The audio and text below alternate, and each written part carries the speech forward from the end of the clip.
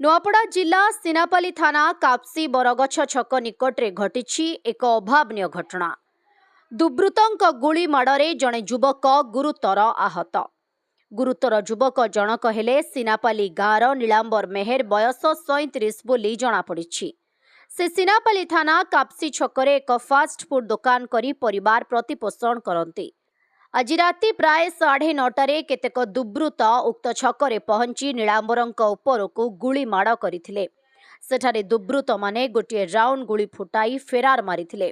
गुली नीलांबरଙ୍କ पेटर डाहाण पार्श्वरे बाजी बाहरी जाइथिला। प्रबल रक्तस्राव होई से गुरुतर होई पड़िथिले। स्थानीय लोके नीलांबरଙ୍କୁ गुरुतर अवस्थारे उद्धार करी सिनापाली सीएचसी रे भर्ती करथिले। राति प्राय 10:30 प्राथमिक चिकित्सा परे स्वास्थ्य अवस्था जटिल थिबारु तांकु भवानीपाटना स्थानांतर करा जायथिला। परे वर्तमान खबर मुताबक तांकु रायपुर को स्थानांतरित करा जायछि। खबर पाई सिनापाली पुलिस घटनास्थल को पहुंची छानभिन करी 2 जण अभियुक्तଙ୍କୁ काबू करिछि पुलिस।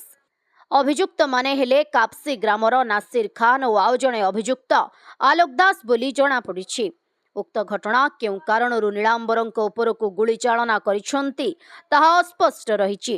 एहार अधिक तदंत चलिथिबा पुलिस सूत्ररू जणा पड़िछि एवं उक्त घटना को सिनापाली स्वास्थ्य केन्द्र कर्तृपक्ष पुलिस को न जणाई स्थानांतरित करिथिबा अभियोग मध्य होइछि। नुआपड़ा जिल्लारू जगन्नाथ सागर रिपोर्ट ओडिशा हाइलाइट समाचार।